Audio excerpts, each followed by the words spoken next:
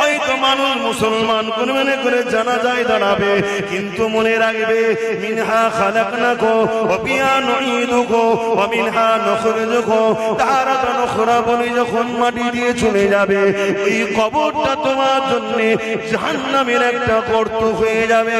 কেননা জীবনে তুমি আল্লাহ দ্বীনের জন্য কি করেছো বলো?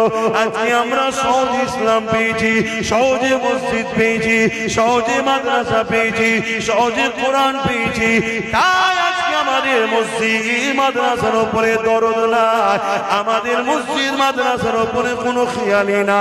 আমাদের খেয়াল হলো বেঈমান জালিম অত্যাচারী কাফের বদমাই নেতাদের গদি কি করে বাঁচবে, এদিকেই খেয়াল। ভুল বললাম? কষ্ট হয়ে গেল? কিচ্ছু আসবে কি, সবাই উঠে চলে যাও তাও আসবে না। মাদ্রাসা কি করে হবে? হবে না তো কি হয়ে যাবে? যদি মাদ্রাসা না হয় আমার অসুবিধা আছে? কথা বলছে না? এই মাদ্রাসা কি আমার ঘর নাকি? না আমার পেরেশান, আমার ঘর হবে না, আমি থাকবো কোথায়, শোবো কোথায়? এ তো আল্লাহর দ্বীনের শিক্ষা দিবার ঘর, এ তো রাসূলুল্লাহর ঘর। তা আল্লাহর দ্বীনের শিক্ষা দিবার ঘর আমি করতে পারি, এ তো আল্লাহ করায়। আমার দ্বারা, তোমার দ্বারা, ওর দ্বারা, ওর দ্বারা আল্লাহ করিয়ে নেয়। জোরে বলুন সুবহানাল্লাহ। যার কপাল ভালো হয় সে ফিরে থাকে। এই শুনছেন কি বলছি? আজকে আমাদের ঈমান কোথায়? দুটো ছোট ছোট বাচ্চা, তারা যেতে চাইছে না, উপর দিকে অস্ত্র তরোয়ালে ঝংকার হচ্ছে, একে অপরের তরোয়ালে মারছে, তার একটা আওয়াজ হচ্ছে, মানে ভয় দেখাচ্ছে। কথা বুঝছেন না? আজকে আমাদের ভয় দেখাই না, দেখাই না, কোথায় কিছু নাই বেরিয়ে পড়েছে, এক গাদা নিয়ে দুম দামের আনন্দ করছে, দেখছেন না? কিন্তু যারা ঈমানদার হয় তারা সে ভয় করে।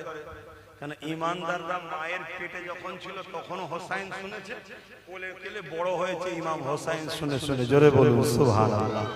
কি গো বল বল, আমরা সব ভয় লাগে না?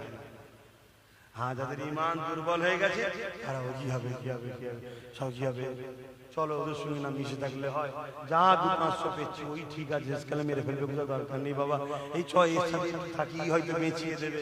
হ্যাঁ, জানা জীবনে মনে রাখবে, সে জার্সি গরু হোক আর গাই গরু হোক, উজড়ি উজড়ি হয়। কি গো ভুল বললাম নাকি? তুমি যতবার যাই দিয়ে ধো, পরিষ্কার করো, আর করো, রান্না করে যখন দেবে, কি এটা ভাই কথা কিছু মাথায় ঢুকলো আমি কি বলছি? হ্যাঁ, বুঝার হয় বুঝে নাও, না বুঝার হলে আর কি বুঝাবো বল? কোদাল দিয়ে যখন কবরে দিয়ে আসবে ফেরেশতা দিয়ে আল্লাহ বুঝিয়ে দেবে। যা